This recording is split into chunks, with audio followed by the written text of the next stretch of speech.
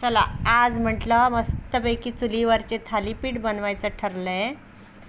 आता मी ही ऑलरेडी पीठ कालवून घेतलेलं आहे. त्याच्यात बीट, कांदा, टोमॅटो, कढीपत्ता, कोथिंबीर, चवीला लागेल तेवढं मीठ आणि पीठ मिक्स पीठ घेतलं आहे. मी नाचणे आणि तांदूळाचं पीठ मिक्स घेतलेलं आहे. असं पीठ तयार करून घेतलेलं आहे. त्याच्यात सर्व तिखट सर्व घातलेलं आहे. ते काय मी वेगळी रेसिपी सांगत नाही आहे. साधारण तुमच्या ज्या आवडीच्या भाज्या आहेत त्या सगळ्या घालायच्या, पण कांदा मात्र घालायला विसरायचं नाही. थालीपीठ म्हटलं की कांदा पाहिजेच. आता मी हे ते केळीचं पान घेतलं आहे. आमच्या परड्यात केळी आहे, त्याच्यामुळे मला केळीचं पान उपलब्ध आहे.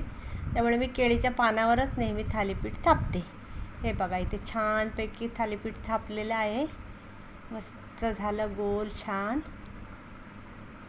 आणि आता मध्ये एक होल पाडते मी, म्हणजे कसं ती वाफ जाते आणि छान भाजली जाते म्हणून. आता थोडं तेल घालायचं.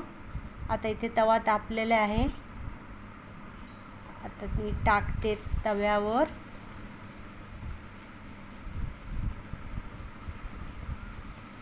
आणि आता पान हलका काढून घ्यायचं, एखादा मिनिट थांबून.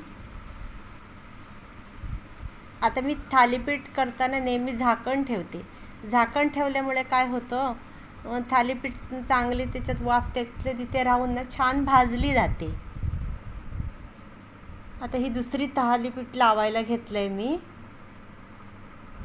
तेल घालून असं तेल लावून जरा थापायचं छानपैकी. पातळ असं तावा थापलं की छान लागते थालीपीठ. ही दुसरी थालीपीठ थापून होते माझी आता.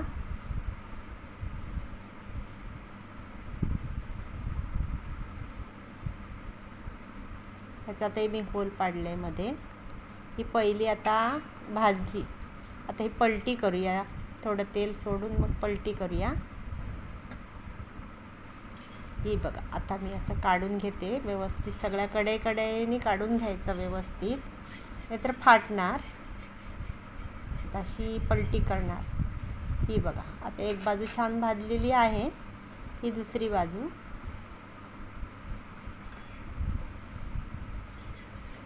ही पण भाजली. आता दोन्ही बाजून भाजली. आता छान झाली आहे थालीपीठ तयार. ही आता आपण काढूया. ही आता मी काढून घेतली. ती जरा फाटली ती, असू दे, पण काय झालं नाही आहे त्या. ही आता दुसरी टाकते.